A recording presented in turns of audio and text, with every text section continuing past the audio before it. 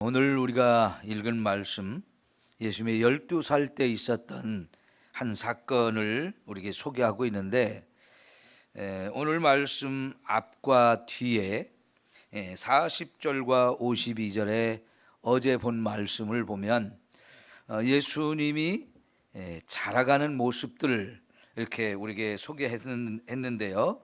육체도 자라고 또 정신적인 그런 부분도 충분히 잘 자랐고, 또 영적으로도 하나님의 은혜를 충분히 누리면서 이렇게 사셨다, 이렇게 소개되고 있죠.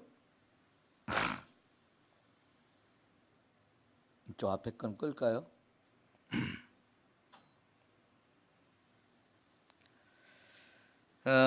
여러분, 오늘 말씀은 그래서 앞과 뒤의 말씀의 한 중요한 예가 될 수 있습니다. 보시면 6월절이라고 하는 명절이 됐고, 그래서 예수님의 가족들 거의 대부분이 이 6월절 명절을 지키기 위해서 예루살렘에 올라왔고, 명절이 끝나면 이제 또 다 돌아가게 되는 거지요. 그런데 6월절이라고 하는 이 절기가 시내산에서부터 하나님이 정해 주셨던 그런 절기잖아요. 그 앞에 애굽을 출애굽할 때부터 가졌던, 그렇게 만들어진 절기이고, 유대인은 1년에 세 번은 반드시 절기 때마다 이 예루살렘에 함께 모여서 같이 절기를 지키는 그런 말씀을 하나님이 계명으로 주셨기에 지금까지 그 계명을 지켜오고 있었던 거죠. 물론 여러분, 유대인이라고 해서 다 하나님을 잘 믿는 건 아니거든요. 6월절 절기가 됐어도 절기를 지키러 안 오는 그런 사람도 있었지만, 예수님의 부모는 믿음이 꽤 좋은 사람이었잖아요. 그러니까 절기 때마다 이렇게 6월절에 특별히 3대 절기 중에서도 가장 큰 절기가 이 6월절 절기이기 때문에 예루살렘에 절기를 지키러 올라간 겁니다. 그런데 이제 절기 때가 되어서 올라갈 때 또 내려올 때, 여러분, 대부분의 사람들이 이렇게 또 절기를 지키러 가면 사람이 엄청나게 많은 거지요. 우리가 명절 때도 대부분 차를 타고 오고 가고 그러면 차가 굉장히 막히듯이, 아마 이때 당시에도 정말 많은 사람들이 이렇게 예루살렘을 올라갔다가 내려가는 그 길이 굉장히 사람도 많고 복잡했을 거예요. 그런데 이때 당시 유대인들이 그렇게 올라가고 내려갈 때 보면 뭐 아버지, 어머니, 애들 이렇게 이제 다 이렇게 올라가는데, 한 마을의 사람들이 거의 대부분 같은 시기에 올라가고 같은 시기에 내려오게 되어지는데, 보통의 경우는 남자들은 남자들끼리, 그리고 여자들은 여자들끼리 이렇게 무리를 지어서 오게 되는데, 그러면 아이들은 누구를 따라 많이 가겠습니까? 예수님이 12살이었고 예수님의 동생들도 여러 명이 있었죠. 그러면 예수님과 예수님의 동생들도 몇 명이 됐는지는 모르지만 따라갔을 거라고요. 예수님이 12살이면 우리나라식으로 따지면 보통 2살 터울이 많잖아요. 그러면 5째 혹은 6째 동생까지 낳았을 가능성이 있습니다. 그러면 그 갓난아기일수록 더욱 집에 떼어놓을 수가 없죠. 제일 큰 아들인 예수님까지 갔으니까 아마 자녀들 전부를 데리고 갔을 것 같은데요. 그러면 이렇게 어린 아이들, 아빠가 이렇게 책임지고 가는 아이들도 있었겠고 엄마가 책임지고 가는 아이도 있었을 텐데, 예수님은 그래도 제일 큰 아이니까 서로가, 부모가 엄마하고 갔을 거야, 아빠하고 갔을 거야 하고 이렇게 떠넘겼던 것 같아요. 그러다 보니까 예수님과 함께 고향으로 가야 되는데 예수님은 온 가족이 내려가는 과정 속에 혼자 여기 예루살렘에 남았어요. 왜 남았는가 봤더니 그 예루살렘에 있는 율법 교사들, 저기 선생들이라고 이렇게 표현됐는데요. 이 선생이라고 표현된 단어들이 여러 종류가 있는데 그 중에서도 제일 훌륭한 선생들을 표현하는 단어를 여기서 사용됐어요. 그러니까 예를 들면 여러분, 바울이라고 하는 사람이 어느 선생님 밑에서 공부를 했을까요? 그 당시 가말리엘이라고 하는 아주 대단히 그때 당시 가장 훌륭한 선생님이 있었는데 그 선생님 밑에서 바울이 공부를 하지 않습니까? 율법 공부를. 그런 것처럼 그런 가말리엘 혹은 샴마이 이런 사람들이 그 당시 최고의 율법 교사였는데 아마 그런 사람들을 만나서 그분들의 가르침도 받고 그분들과 이제 그 궁금한 것도 물어보고 하면서 있으려고 여기 예루살렘에 예수님이 의도적으로 남으신 것 같아요. 그러면 12살 됐으면 그렇게 하고 싶으면 부모에게 허락을 받는 게 정상 아니에요? 그래서 부모가 야, 우리 식구 이제 다 같이 갈 때 같이 가야 되는데 지금 같이 가야 되지 않겠느냐, 아마 이런 말도 할 수 있을 것이고, 만약 그러면 예수님이 원하는 대로 하려면 어머니나 아버지 중에 한 사람이 남든지 아니면 가족 전체가 남든지 해서 예수님이 거기서 충분히 그동안 배우고 싶었던 것들, 공부하고 싶었던 것들 할 수 있는 기회를 만들어주든지 어떻게 했어야 될 거예요. 그런데 예수님이 그런 말씀을 부모한테 허락도 받지 않고 자기 혼자 결정으로 그냥 예루살렘에 남아서 말씀을 배우고 싶은 그런 열정으로 아마 그렇게 했던 것 같아요. 그러다 보니까 이제 고향으로 가던 길에 하룻밤을 지내려고, 중간에 이제 하루에 갈 수 있는 길이 아니니까요, 중간에 어느 지역에서 머물면서 하루를 자려고 했는데 그때 보니까 진짜 예수님이 없었던 거죠. 그러니까 그때부터 이제 부모는 일가나 친척이나 같이 가던 무리들 중에 예수가 있는지 없는지를 확인하다가 없으니까 물어 하면서 예루살렘까지 올라오는데 이틀을 더 보내게 돼서 사흘 만에 예수님을 예루살렘 성전에서 찾았다는 거죠. 아마 그 부모의 심정이 얼마나 놀랬겠어요. 여기에는 분명히 예수님의 잘못도 있고 부모들의 부주의함도 있었던 것 같은데요. 어린 자녀를 잃어버린다는 것은 부모에게는요 너무나 끔찍한 일이죠. 너무나 끔찍한 일이. 저도 아들을 잃어버릴 뻔했던 그걸 여러분 한번 말씀드린 적이 있잖아요. 지금도 그거 생각하면요, 와, 얼마나 끔찍한지. 만약 진짜 잃어버렸다면 제가 목회를 제대로 할 수 있었을까요? 그 정도로 자식을 잃어버린다는 건 무서운 일이고 정말 큰 고통인데, 아마 사흘 길을 물어 하면서 이 예루살렘까지 오는 동안에 예수님의 부모님들은 정말 큰 아픔을 가지고 이렇게 했을 것 같습니다.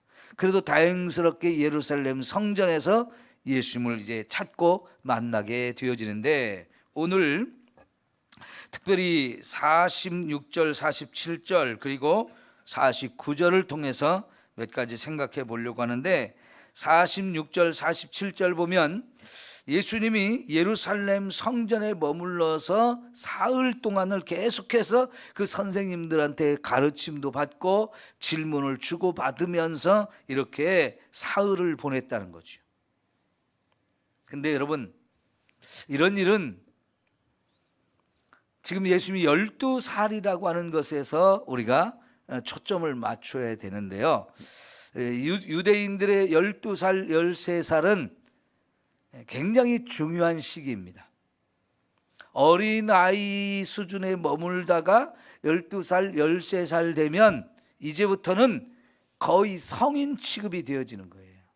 이 12살, 13살 때 중요한 의식을 하나 치르게 되는데, 이때까지 구약 성경에 창세기부터 신명기까지를 다 암송해야 되는 그런 시기예요. 대부분 경건한 가정에서는 자녀들한테 말씀을 암송시키는 일을 굉장히 열심히 해서 12살 혹은 13살 되면 신명기까지 말씀을 다 외우게 되고, 그러면 그게 확인이 되어지면 이 예루살렘에 와서 이렇게 말씀을 다 암송했다는 것을 인정을 확인을 하고, 그래서 인정받으면 말씀의 아들이 되는 성인식을 해요. 성인식. 이 성인식은 우리말로는 성인식이라고 표현하지만 이 사람들은 그게 바 미츠바 해가지고 말씀의 아들이다라고 하는 그런 의식을 하게 됩니다. 왜냐하면 그동안에 성경을 열심히 암송을 해서 창세부터 신명기까지 다 암송했기 때문인 거죠. 자, 여러분, 신명기 4장을 우리 한번 찾아볼까요? 신명기 4장 6절, 5절 6절 말씀.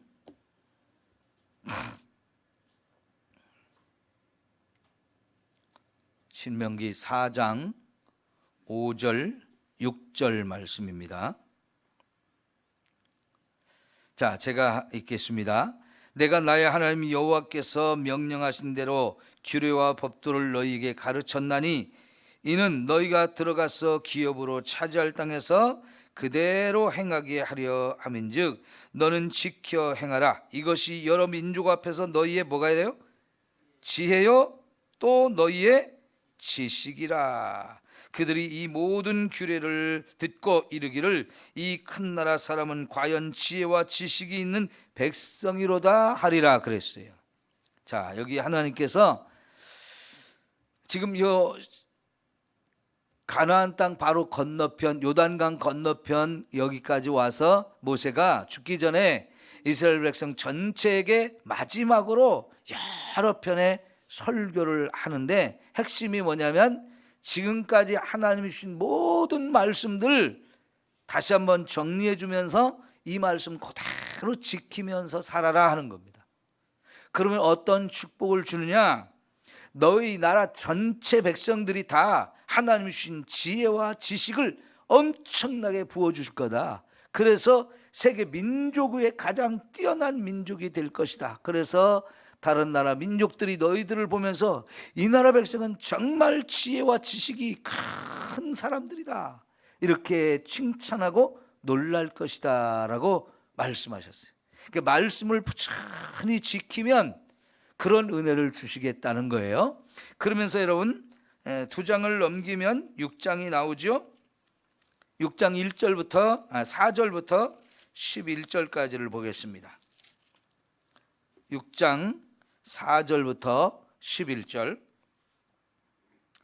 이스라엘아 들으라. 우리 하나님 여호와는 오직 유일한 여호와시니 너는 마음을 다하고 뜻을 다하고 힘을 다하여 네 하나님 여호와를 사랑하라.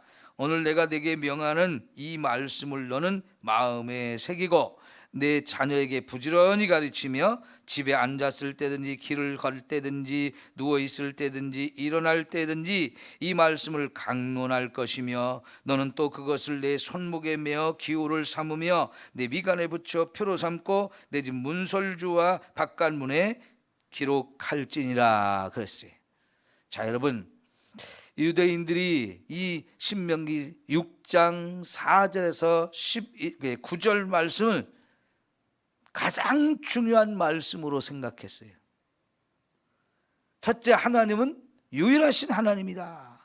둘째, 그 하나님을 마음을 다하고 뜻을 다하고 힘을 다해서 정말 사랑해라.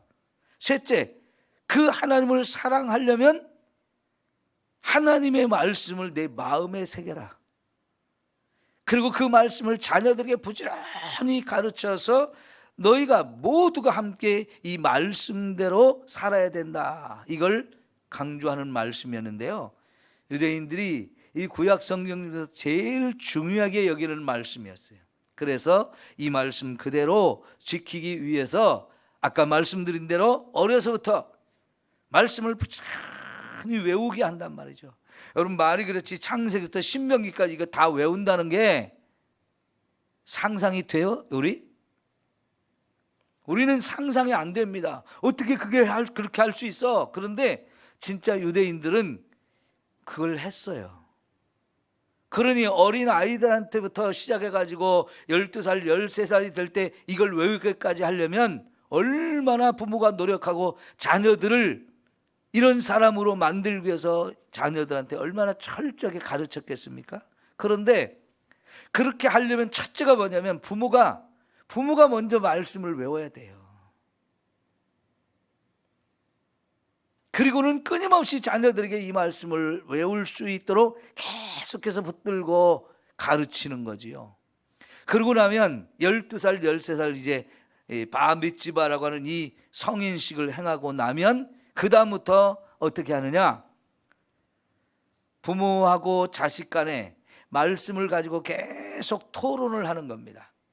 나는 이 말씀을 이렇게 생각한다. 내가 말씀을 생각해 보니까 나는 이 뜻이 이런 것 같다 하면서 서로의 의견을 주고받으면서 계속해서 말씀의 뜻을 깨닫기 위해서 노력하는 거예요.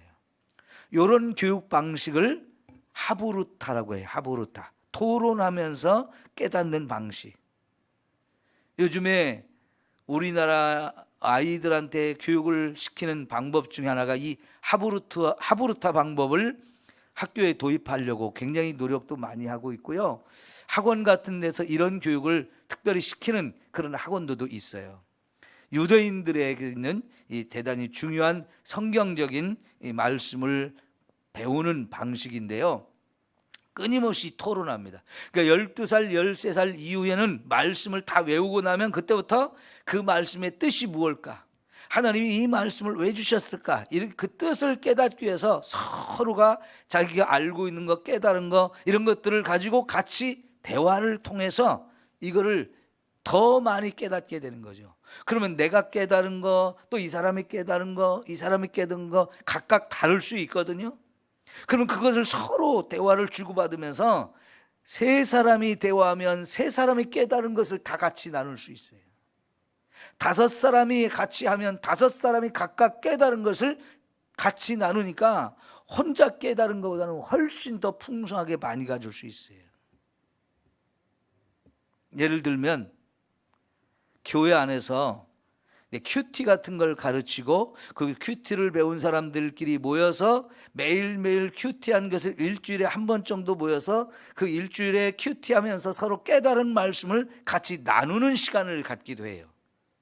바로 이게 이제 하부루타 방식이라고 볼 수 있는데, 그러면 각자가 깨달은 것이 다르고 그 깨달은 말씀을 생활 속에 실천하고 순종하는 가운데 또 체험하고 경험한 여러 가지 사건들이 있거든요.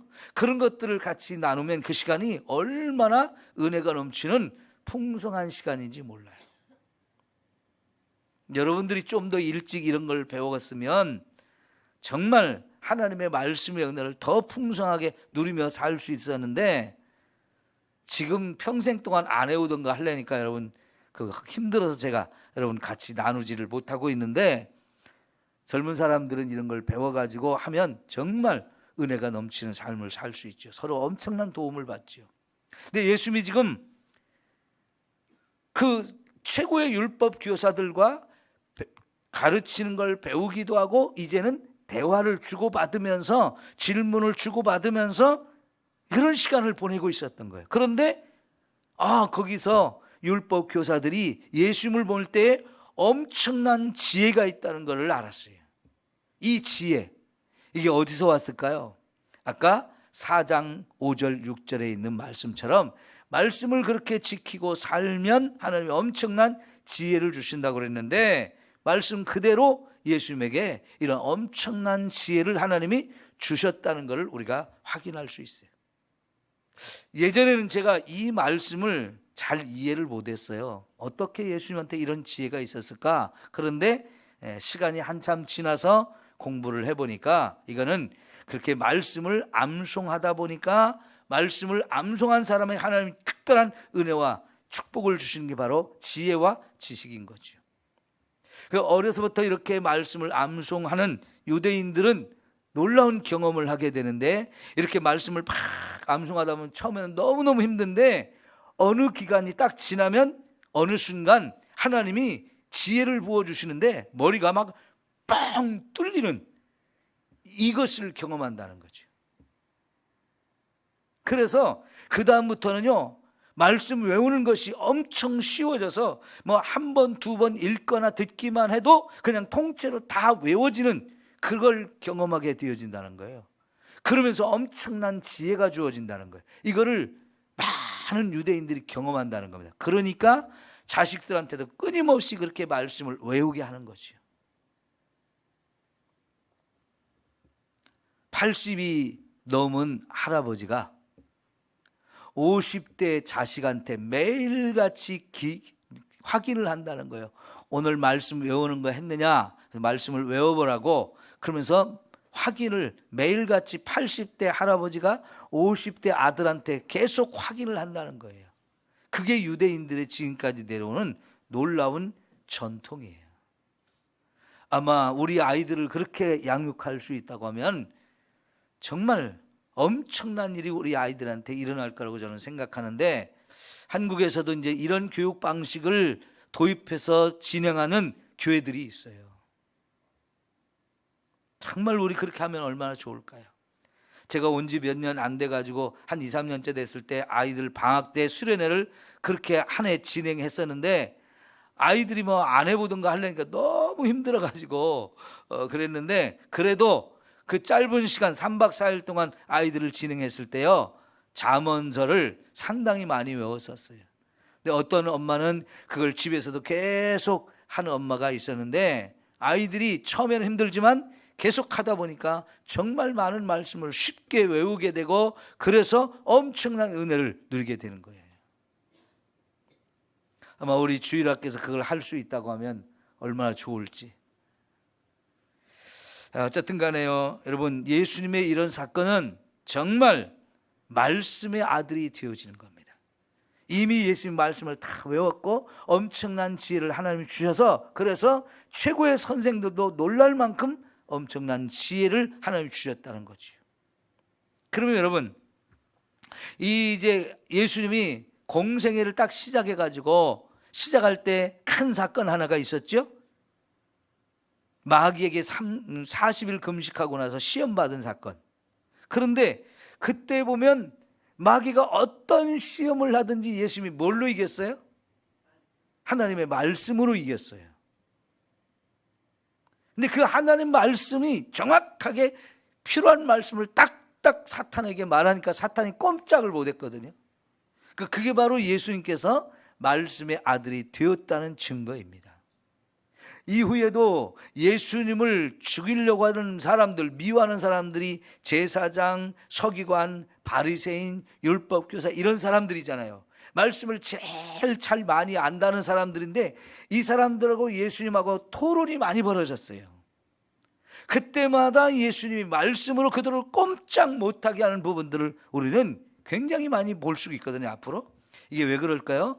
이미 예수님이 어렸을 때부터 그런 말씀의 훈련을 부모로부터 잘 받았기 때문이에요. 하나님의 아들이기 때문에 그렇다기보다는, 예수님은 하나님의 아들이면서도 우리와 똑같은 사람의 아들로 태어났고 우리와 똑같은 성장의 과정을 거쳤단 말이죠. 그런 예수님이 이 부모로부터 이렇게 철저하게 말씀의 훈련을 받고 보니까 이미 어린 시절부터 말씀으로 철저하게 무장된 사람이 되었고, 계속해서 그 말씀을 묵상하고 깨닫는 가운데 엄청난 하나님의 말씀의 은혜를 깨달은 거죠. 그러니까 그 말씀에 따라서 모든 것을 행하고, 말씀에 자기에 대해서 약속된 예언된 것을 다 행하려고, 성취하려고 평생 그렇게 사신 것을 우리가 볼 수 있거든요. 여러분, 저와 여러분이 유대인만큼은 못할지라도 말씀을 정말 귀하게 여기셔야 됩니다. 그리고 자꾸 사모해야 됩니다. 아니, 어린아이가 부모와 떨어져서 3일 동안을 그 성전에 머물면서 말씀을 더 배우려고 하고 더 많이 깨달으려고 하는, 그게 어떻게 가능해요? 말씀을 사랑하는 마음이 없으면 그게 쉽지 않은 거거든요. 이제 우리가 살면 얼마나 살겠습니까? 그렇다면 우리 남은 인생을 정말 말씀을 더 많이 읽고 더 많이 깨닫고, 그래서 하나님의 은혜를 더 많이 누리려고 여기에 욕심을 좀 가졌으면 좋겠어요. 거기에 집중했으면 좋겠어요. 그래서 예배도 더 열심히 드리고 더 많이 성경을 읽고 성경을 공부할 수 있는 시간이 있다, 필요하다 그러면 막 열심으로 와서 하는 거지요. 그럴 때 하나님의 은혜가 저와 여러분에게 더 풍성하게 임할 것을 우리는 믿습니다. 기도합니다.